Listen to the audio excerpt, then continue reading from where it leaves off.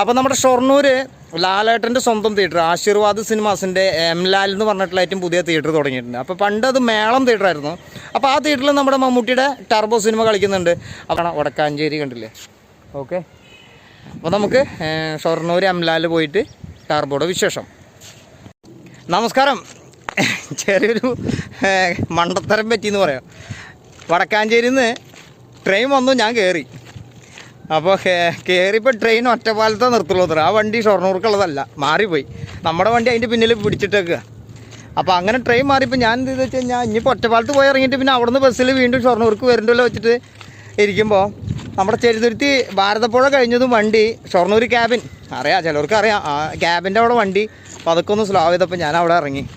എന്നിട്ട് ഞാൻ കണ്ടോ ഇവിടെ നിന്ന് ഇങ്ങോട്ട് നടന്നു പോന്നു. പിന്നെ ഇപ്പോൾ ഇവിടെ നിന്ന് വന്നു കഴിഞ്ഞാൽ നേരെ കുറച്ച് ദൂരം പോയി കഴിഞ്ഞാൽ അതപ്പുറത്ത് നോക്കുമ്പോൾ കാണാം നമുക്ക് ഈ ബ്രിഡ്ജിൻ്റെ ഓവർ ബ്രിഡ്ജ് പറഞ്ഞ വണ്ടികൾ പോകണം, ബസ് പോണത്, പാലം ബസ്സിൻ്റെ. അപ്പോൾ അതിൻ്റെ അടിയിൽ കൂടെ അങ്ങോട്ട് കിടന്നു കഴിഞ്ഞാൽ ആയി. അപ്പോൾ ഇതൊക്കെ ഒരു വൈബല്ലേ ഗെയ്സ്? നമ്മുടെ ചാനലിൽ ഇതുവരെ നമ്മൾ ഗെയ്സ് എന്നൊന്നും പറഞ്ഞിട്ടില്ല. അപ്പോൾ നമ്മളൊരു പഴഞ്ചനാണ് കേട്ടോ, അതുകൊണ്ടാവാം. എന്തായാലും ഇതൊരു എനിക്ക് ചിരിയ വരണം, അതുകൊണ്ടത് നിങ്ങളോട് ഞാൻ പറഞ്ഞു പോയത്. എന്തായാലും നമുക്ക് ലാൽ മാജിക് ലാൽ സിനിമ എന്നാണോ കേട്ടോ. അപ്പോൾ എന്താ പേര് കറക്റ്റായിട്ട് അറിയില്ല. എംലാൽ എന്തായാലും നമ്മളവിടെ പോയിട്ട് നമ്മുടെ ടർബോ സിനിമ, നമ്മുടെ മമ്മൂക്കയുടെ സിനിമ വിശേഷങ്ങൾ നമ്മുടെ വീഡിയോയിലൂടെ നിങ്ങൾക്ക് കാണിച്ചു തരുന്നതായിരിക്കും. ഓക്കെ, അപ്പോൾ ഞാൻ ഇനി അതും കൂടി ഒന്ന് കാണിച്ചു തരാം. അപ്പോൾ ഷൊർണൂർ റെയിൽവേ സ്റ്റേഷൻ എത്തി കേട്ടോ. വണ്ടി പാലം കഴിഞ്ഞിട്ട് വണ്ടി നിർത്തിയത് നന്നായി. അതാണ് ഷൊർണൂർ റെയിൽവേ സ്റ്റേഷൻ. ഇതിൻ്റെ മുകളിൽ കൂടെയാണ് കണ്ട ബസ്സൊക്കെ പോകുന്ന പാലമാണ് കേട്ടോ, അതായത് വണ്ടികൾ പോകുന്ന പാലം. അപ്പോൾ കറക്റ്റ് ഷൊർണൂർ ക്യാബിൻ്റെ അവിടെയാണ് ഇപ്പോൾ ഞാൻ ഇറങ്ങിയത്. ഇനിയിപ്പോൾ ഇത് കൂടെ അങ്ങനെ അങ്ങോട്ട് പതുക്കാണ്ട് നടന്നായില്ലോ. നമുക്ക് പിന്നെ ഷൊർണൂർ ഇവിടെ അറിയണത് കൊണ്ട് നമ്മൾ ഇവിടെ ഇറങ്ങി, അല്ലെങ്കിൽ ഒറ്റപ്പാലം പോയിട്ട് ഇറങ്ങിയിട്ട് പിന്നെ വീണ്ടും ബസ്സിൽ വരേണ്ടി വന്നേ. കേരളത്തിലെ ഏറ്റവും വലിയ റെയിൽവേ സ്റ്റേഷനാണ് കേട്ടോ, ഏറ്റവും കൂടുതൽ ട്രാക്കുകളുള്ള ഒരു റെയിൽവേ സ്റ്റേഷനാണ് ഷൊർണൂർ എന്നുള്ളത് കൂടി ഞാൻ നിങ്ങളോട് പങ്കുവയ്ക്കുകയാണ്. സത്യം ശരിക്കും ഇത് തന്നെയാണെന്ന് ഞാൻ വിശ്വസിക്കുന്നു.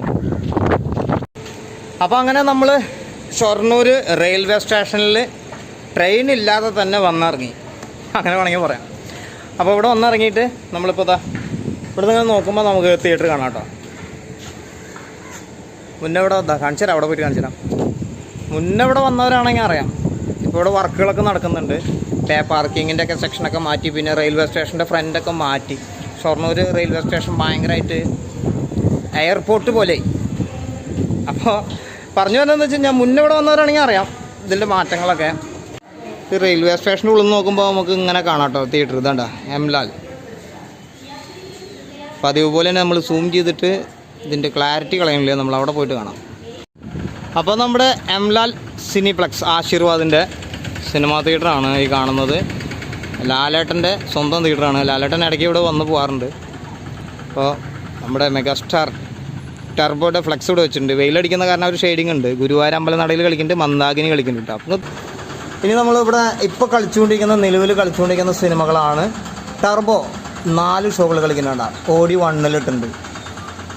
വലിയ തിയേറ്ററാണ് അടിയിൽ. ആ അടിയിലെ സ്ക്രീനിലാണ് ഇപ്പോൾ 4 ഷോകൾ ടർബോ കളിക്കുന്നത്. ഓക്കെ, ഇതൊക്കെ കണ്ടിട്ടെങ്കിലും നിങ്ങൾ മനസ്സിലാക്കും. സിനിമയ്ക്ക് ആളില്ല എന്നൊക്കെ പറയുമ്പോൾ ഇവിടെ പിന്നെ 4 ഷോ വെറുതെ വെക്കില്ലല്ലോ എന്തായാലും.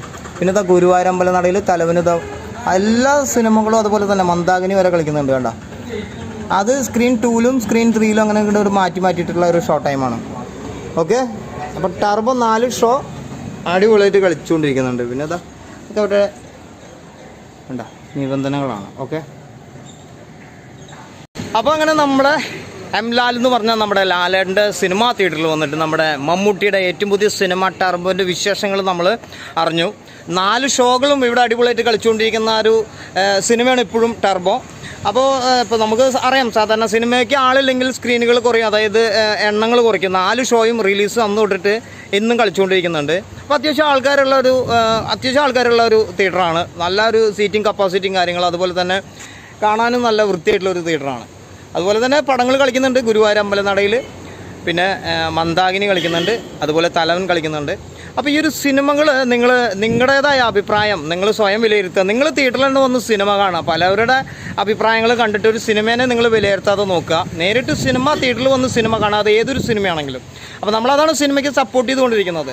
എന്തായാലും നമ്മുടെ മമ്മൂട്ടിയുടെ ഏറ്റവും പുതിയ സിനിമ ടർബോ ഇപ്പോൾ 52 കോടിക്ക് മുകളിൽ കളക്ട് ചെയ്തിരിക്കുകയാണ് 4 ദിവസം കൊണ്ട്. പുതിയ കളക്ഷൻ റിപ്പോർട്ട് വരുന്നുള്ളൂ. വന്നു കഴിഞ്ഞാൽ നമ്മൾ അതിനെക്കുറിച്ച് അപ്ഡേറ്റ് ചെയ്തിട്ടൊരു വീഡിയോ ചെയ്യുന്നതായിരിക്കും. അപ്പോൾ എന്തായാലും Mammookka full support. Okay, thank U.